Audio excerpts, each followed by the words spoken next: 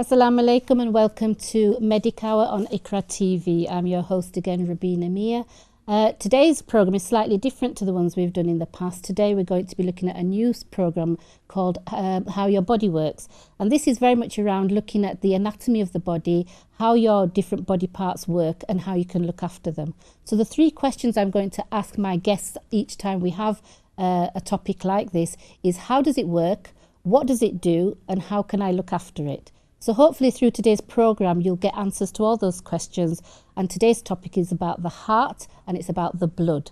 So I'm going to welcome my guest who's in the seat. Before the break we're going to have Dr. James Pickering, and after the break we're going to have some student doctors who are going to help us and answer some of the further questions around this.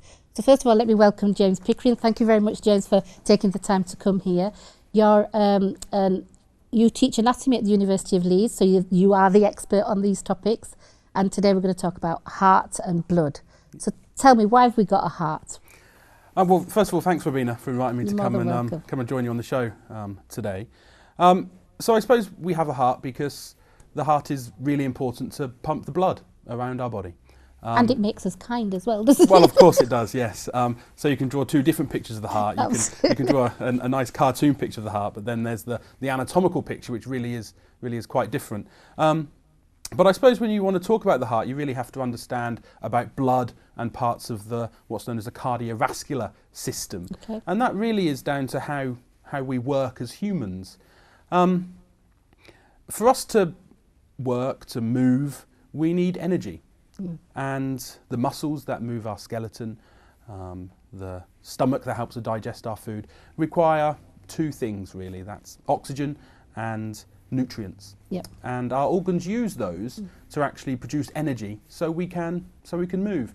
And the heart is really important in moving the blood around the body so all of our organs, all of our muscles can receive that energy and they can work effectively and efficiently. And So how does it actually work then, the heart? So the heart, I suppose, can be considered as a pump.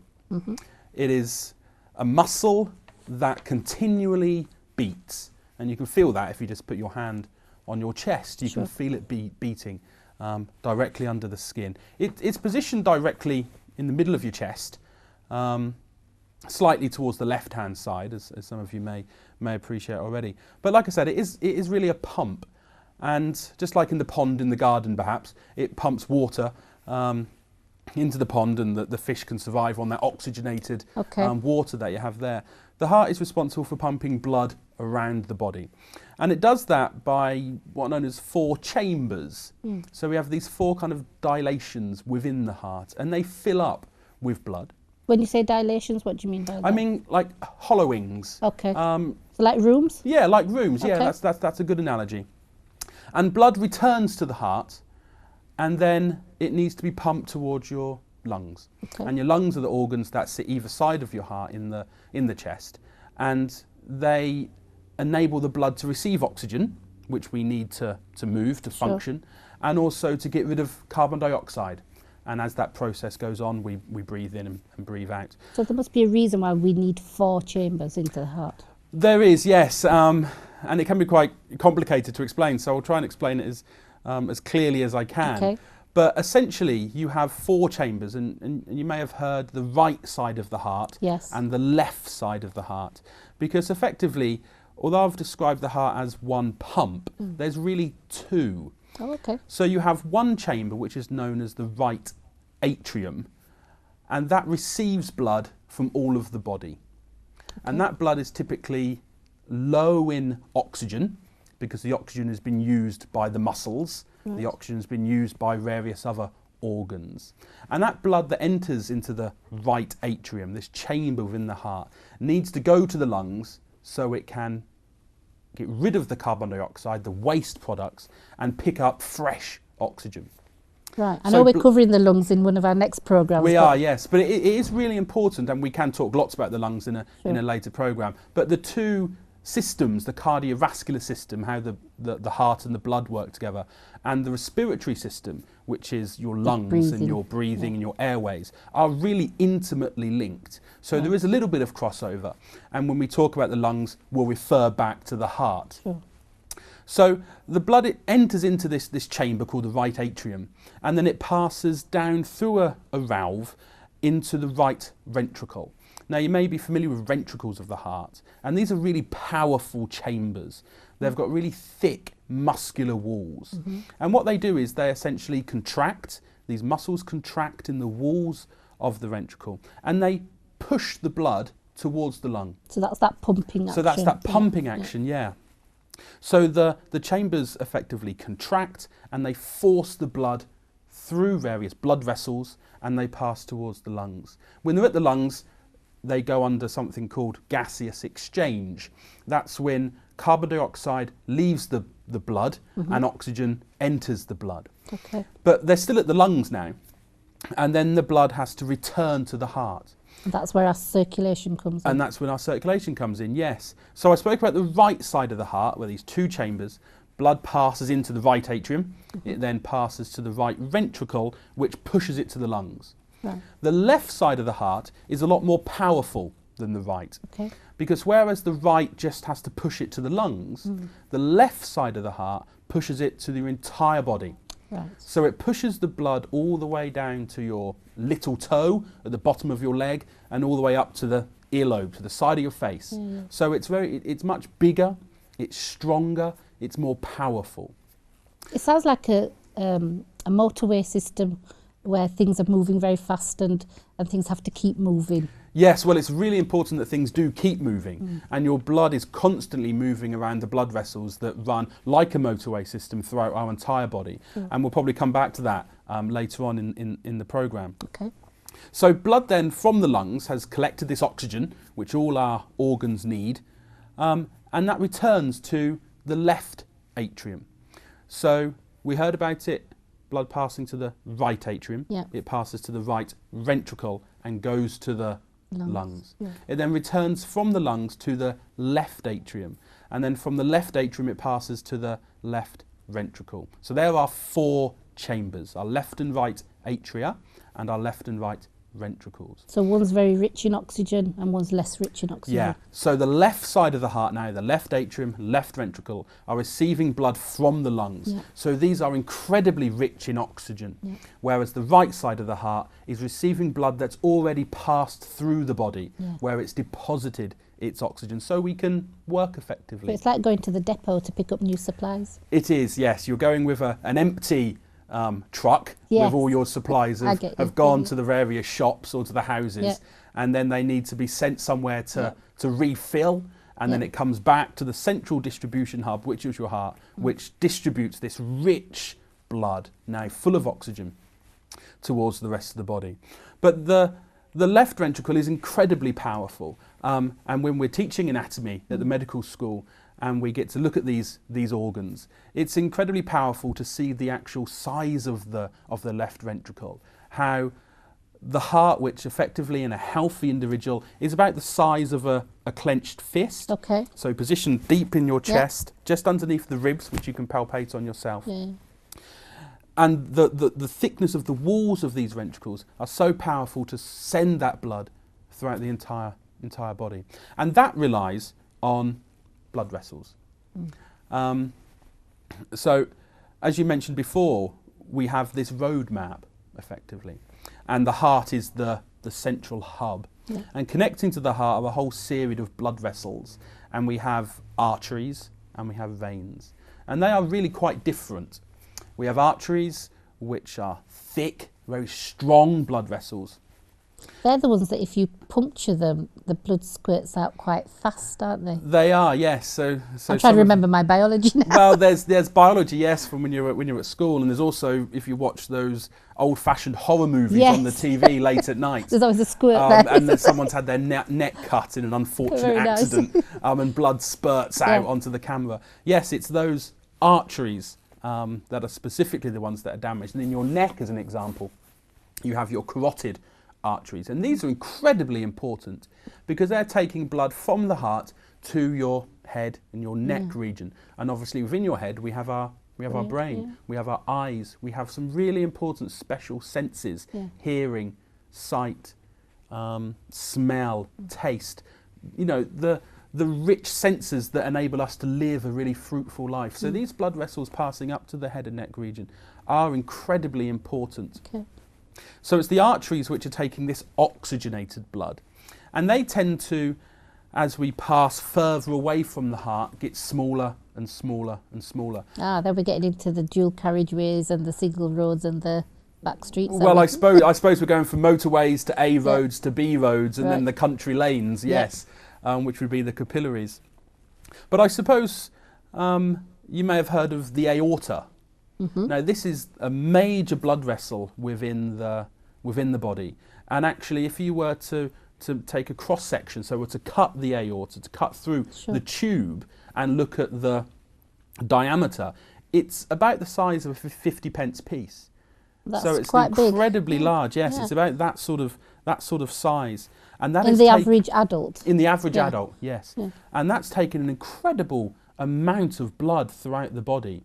So you can imagine that if someone in a road traffic accident, or if there was some sort of trauma, was to have that blood vessel ruptured, then you'd have a massive hemorrhage. So that's when blood leaves these blood vessels and it will pool within inside your body.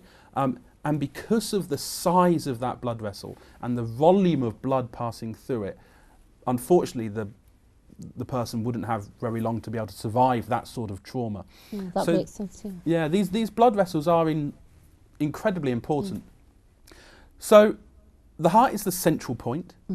It passes from the thorax. All of these blood vessels are coming off it. The thorax, sorry, I beg your pardon. Thorax is the region, is your chest.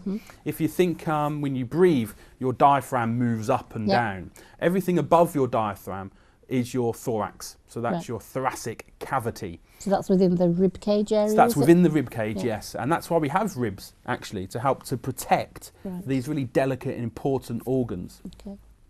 And that's where the heart, and as we may discuss in another programme, the lungs are housed.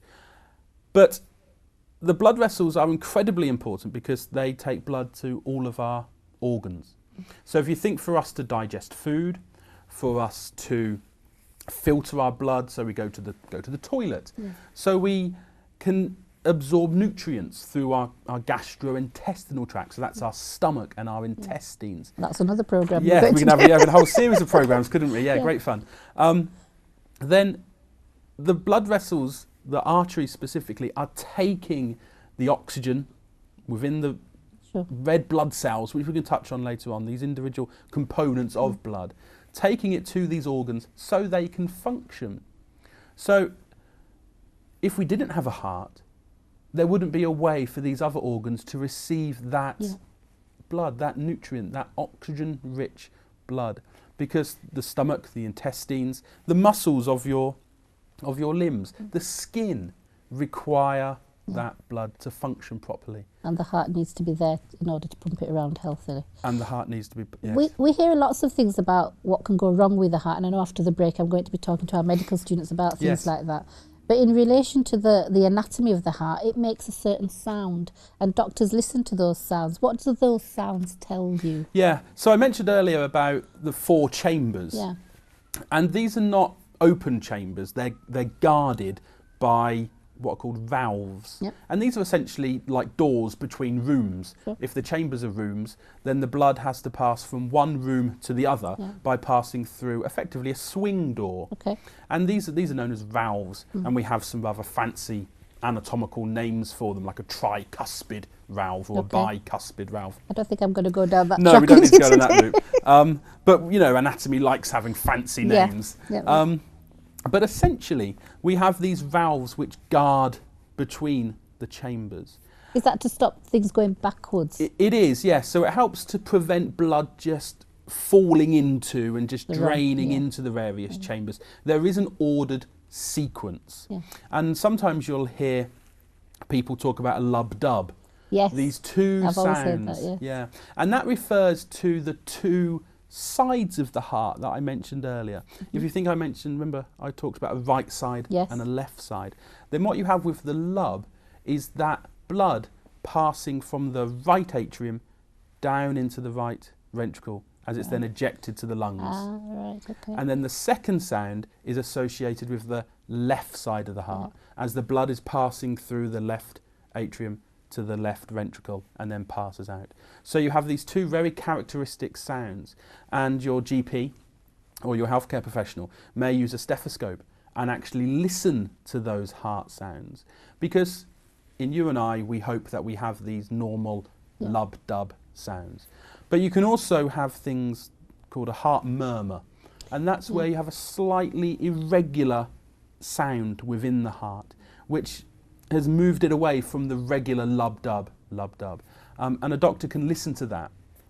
And that can be due to maybe some regurgitation. So instead of blood following a nice normal path, it may go back into a chamber which it shouldn't really be going to. So a great indicator then of the heart not actually being as well as perhaps it should be. Yes, very much so. And it's amazing that a simple piece of equipment, a stethoscope, I say a simple piece of equipment, you know, that's because we're used to it now, and they're so ubiquitous in healthcare. Just listening to the sound of the heart can actually tell the doctor a vast amount of information.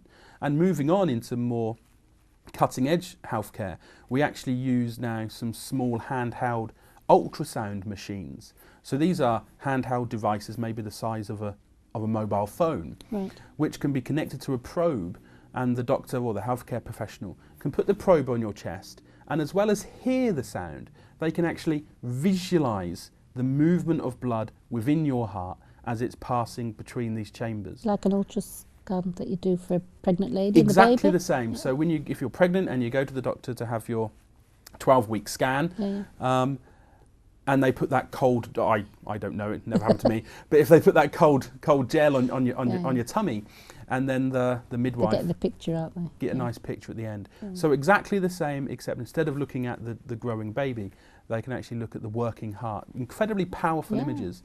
Sounds wonderful.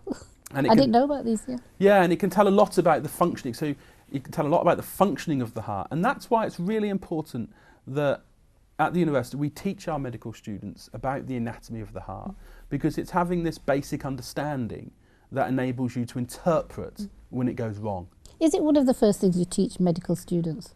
It is. So we teach a lot of the anatomy within the first 2 years of their medical course. And at Which is reassuring from a patient perspective. It is, yes. that they get to learn this. It's incredibly important, because being a doctor is all about helping the patient to solve the problems that are really going in beneath the skin. Absolutely. So it's really important that our medical students do have a good understanding of what actually lies beneath the skin. Having said that, a lot of healthcare is moving away from kind of invasive surgery, and they like to have a more conservative approach, or keyhole surgery. Or keyhole surgery, using laparoscopic equipment. Lasers and things where before they used to do other things. But it's still, however, whatever approach the healthcare team decide to use, it's really important they do have a good understanding of the inside of the body to actually be able to see these things and what they feel like, what they look like. I want to come on and talk about the blood in more detail, but I also want to ask you, do you have a fun fact about the heart? Do I have a fun fact about the heart? Everyone asks me if there are fun facts about things to do with the human body. Let's think. The heart beats 60 times a minute, 60, 70 times a minute. So as you're asleep in bed, as you're walking to work, as you're sitting watching the TV, watching this program, it's constantly going on doing and on job, all of the time, having this lub-dub, lub-dub. And you think the average age is, 70, 80 years old. That's a lot of beats, and it can vary obviously, but you're looking at about 2.5 billion beats in a lifetime. Wow. Now that is just sit down and count. 1, 2, 3, up to 2.5 billion. I don't think I've got time to do this. You'd be there till you're about 80 years old, wouldn't you? So that's an interesting fun fact. The other fun fact is that the heart is really quite magical, because the heart can work all by itself. So whereas if I want to move my arm, or if I want to blink, I consciously decide to do that.